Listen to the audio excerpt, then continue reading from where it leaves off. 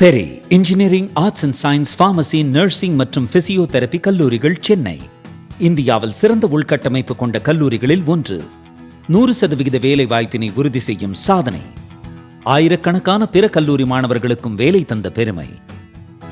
பெரி, எங்கள் கண்களில் உங்கள் கனவுகள்.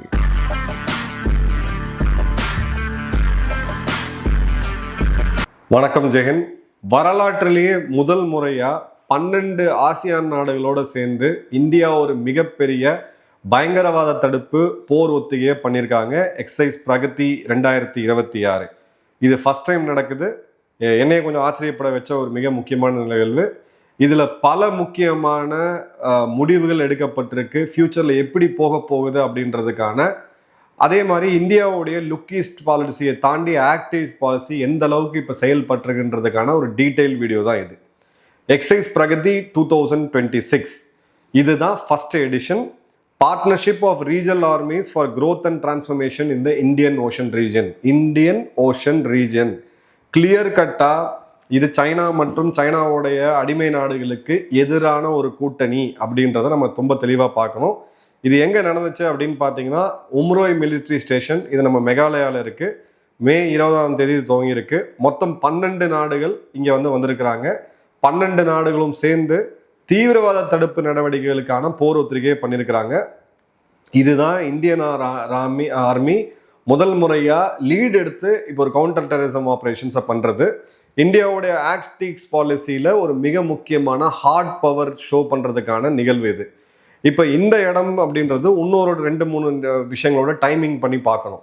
மே 18, 19ஆம் தேதி பாதுகாப்புத்துறை அமைச்சர் திரு ராஜ்நாத் சிங் அவர்களுடைய விசிட் வியட்நாமுக்கு. அதன் பிறகு ஆசியான் நாடுகளுடைய Indian year of maritime cooperation அந்த கூட்டமைப்பு, பிரம்மோஸோடைய எக்ஸ்போர்ட்ஸ் நம்ம பிலிப்பைன்ஸ் மற்றும் இந்தோனேஷியாவுக்கு ஏற்கனவே பார்த்துருக்கிறோம். 24,000 கோடிக்கான ஏற்றுமதி நம்ம ஏற்கனவே செஞ்சு முடிச்சிருக்கோம். இப்போ வியட்நாம் கிட்ட பிரம்மோஸ் ஏவுகணை டீல் அப்படின்றது கிட்டத்தட்ட உறுதியாக இருக்குது. Just matter of announcement. So Vietnam, Philippines, Indonesia மூணுமே சீனாவை ஒரு எதிரியா அச்சத்தோடு பார்க்கக்கூடிய நாடுகள். இந்த 3 நாடுகளுக்கு இந்தியாவுடைய ஃபிளாக்ஷிப் மிசைலான பிரம்மோஸ் போய் சேர்ந்திருக்கு அப்படின்றத நம்ம பார்க்குறோம். ஸோ சைனாவுடைய அந்த என்சர்க்கிள்மெண்ட் ஸ்ட்ராட்டஜியை, ஸ்ட்ரிங் ஆஃப் பேர்ல்ஸை அவுட்மேன் ஒரு பண்ணுறது இந்தியா அப்படின்றத பார்க்குறோம். ஸோ இதில் பிரகதியில் பங்களாதேஷ், சிங்கப்பூர், தாய்லாந்து, தாய்லாந்து இந்த 3 நாடுகளுக்கு இன்விடேஷன் இருந்துச்சு. இப்போ இதில் நம்ம என்னென்ன பார்க்கணும் அப்படின்னு பார்த்தீங்கன்னா, பிரகதி அப்படின்றது partnership of regional armies for growth and transformation in the Indian Ocean region. Pragati அப்படின்ற இந்தி அர்த்தத்தை எடுத்தோம் அப்படின்னா ப்ராக்ரஸ், முன்னேற்றம் அப்படின்றதுக்கான பெயர். ஸோ இதுதான் முதல் முறையாக, வரலாற்றில் முதல் முறையாக அந்த மாதிரியான ஒரு போர் ஒத்திகை நடக்குது. இது பார்த்தீங்க அப்படின்னா நம்மளுடைய உம்ரோய் மிலிட்ரி ஸ்டேஷன், மெகாலயாவில் இருக்கக்கூடிய ரொம்ப முக்கியமான ஸ்ட்ராட்டஜிக் சென்டர். இந்தியாவுடைய ஈஸ்டர்ன் கமாண்ட், கிழக்கு பிராந்தியம் தான் இதை ஆர்கனைஸ் பண்ணாங்க. 12 நாடுகள். இந்த நாடுகளுடைய பேரை கவனிங்க: பூட்டான், நேபாள், இலங்கை, மாலத்தீவு, Seychelles, Cambodia, Indonesia, Laos, Malaysia, Myanmar, Philippines மற்றும் வியட்நாம். பங்களாதேஷ் இதில் இல்லை. சிங்கப்பூர் இந்த இன்விடேஷன் கொடுக்கப்பட்டுச்சு, பட் சிங்கப்பூர் வரலை. தாய்லாண்டும் இப்போ இருக்கக்கூடிய நிலைமைக்கு அவங்களும் ஒரு சைனாக்கு நேர் எதிரான ஒரு ஸ்டாண்டை எடுக்க வேணாம்னு நினைக்கிறேன். அவங்களும் வரலை. பட் முக்கியமாக நீங்கள் கவனிச்சிங்க அப்படின்னா பங்களாதேஷ் இதில் இல்லை. ஸோ பயங்கரவாதம் அப்படின்னாலே இதற்கான ஒரு மையப்புள்ளி நம்மளுடைய மேற்கு பகுதியில் இருக்கக்கூடிய பாகிஸ்தான் அப்படின்றது நம்ம எல்லாருக்குமே தெரியும். அவங்களுடைய கிளைகள் இப்போ பங்களாதேஷில் எந்த அளவுக்கு வேறு ஒன்றுச்சு அப்படின்றது தெரியும். இப்போ நடக்கக்கூடிய இந்த போர் ஒத்திகை எல்லாமே பங்களாதேஷ் எல்லையை ஒட்டி இருக்கக்கூடிய மாநிலங்கள் அப்படின்றது உங்களுக்கு புரியுது. ஸோ கிளியர் கட்டாக ஒரு பயங்கரவாத தடுப்பு கூட்டணியை இவங்க உருவாக்குறாங்க. இதற்கு அடிப்படை காரணம் என்ன அப்படின்னு பார்த்தீங்கன்னா, அதே இந்த இஸ்லாமிக் நேட்டோ ஆக்சிஸில் துருக்கி, இந்த பக்கம் பார்த்தீங்க அப்படின்னா கத்தார், சவுதி, பாகிஸ்தான் இப்போ பங்களாதேஷை இணைக்கணும்னு பேசிகிட்டு இருக்காங்க. ஸோ நம்மளுடைய ஆக்ட் ஈஸ்ட் பாலிசியில் ஒரு மிக முக்கியமான ஒரு இராணுவ கூட்டமைப்பை இந்தியா உருவாக்கிட்டு இருக்கிறது இப்போ நம்ம தெளிவாக பார்க்குறோம். 15 நாடுகள் இதில் இன்வைட் பண்ணப்பட்டாங்க, அழைப்பு விடுக்கப்பட்டுச்சு. இதில் 3 நாடுகள் மிஸ்ஸிங். பங்களாதேஷ் ஆப்வியஸ் ரீசன்ஸ் எதுக்காக நமக்கு தெரியும். சிங்கப்பூர், தாய்லாந்து சைனா கிட்ட நேரடியாக இந்த இடத்துல ரப் பண்ண வேணான்னு மேபி அவங்க யோசிச்சிருக்கலாம். ஸோ இதில் ஜங்கிள் லைன் ஷூட்டிங்கில் ஆரம்பித்து AK-203 நம்மளோட அமேட்டியில் உருவாக்கப்பட்ட அந்த rifle, room intervention, fire and move, பயங்கரவாத தடுப்புல இந்தியா என்ன பண்ணிட்டு இருக்கு காஷ்மீர் வடகிழக்கு மாநிலங்கள்ல அப்படின்றத கம்ப்ளீட்டா வந்து இது பண்ணியிருக்காங்க. சில விளையாட்டு நிகழ்ச்சிகள் பேஸ்கெட் பால் போன்றதும் பண்ணியிருக்கிறாங்க.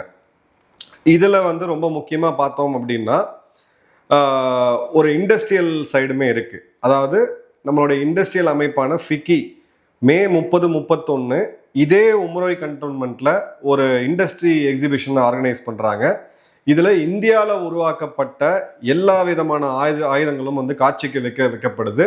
ஸோ இந்த 12 நாட்டு இராணுவ வீரர்கள் அதிகாரிகள் வரக்கூடிய இந்த முக்கியமான ஒரு போர் ஒத்திரிகையில இந்தியாவோட வெப்பன்ஸை டிஸ்பிளே பண்ணும்போது இந்த 12 நாடுகளுக்கு இதுக்கு நம்மளோட இந்தியாவுடைய ஆயுதங்களை காட்சிப்படுத்துறதுக்கும் விற்பனை செய்யறதுக்கும் ஒரு காட்சிகமாகவும் ஒரு மார்க்கெட்டிங் ஆப்பர்ச்சுனிட்டியாகவும் நம்ம பயன்படுத்தி இருக்கிறது ரொம்ப தெளிவாக பார்க்குறோம்.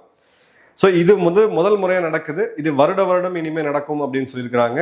இப்போ 12 நாடுகள், இதோட டார்கெட் அப்படின்னு பார்த்தீங்கன்னா 30 நாடுகள். இதில் சைனா இருக்காது, பாகிஸ்தான் இருக்காது, பங்களாதேஷ் இருக்காது. ஸோ ஆப்வியஸாக இதை எதை நோக்கி போகுதுன்றதை நம்ம ஈஸியாகவே புரிஞ்சுக்கலாம்.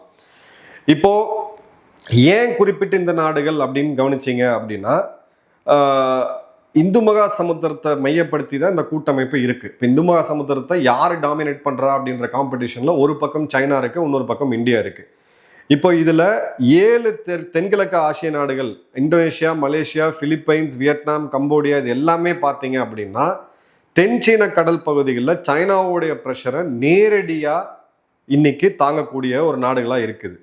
செஷில்ஸ், மாலத்தீவு, இலங்கை, பூட்டான் மற்றும் நேபாள் எடுத்தீங்க அப்படின்னா சைனா கிட்ட இந்த BRI ப்ராஜெக்ட் மூலியமா, belt and road initiative project மூலியமா கோடிக்கணக்கான கடனை வாங்கி சிக்கி தவிக்கக்கூடிய நாடுகள். ஸோ 2 சைனாவால் நேரடியாக கடல் பகுதிகளில் அக்ரெஷனை ஃபேஸ் பண்ணக்கூடிய தென்கிழக்கு ஆசிய நாடுகள்.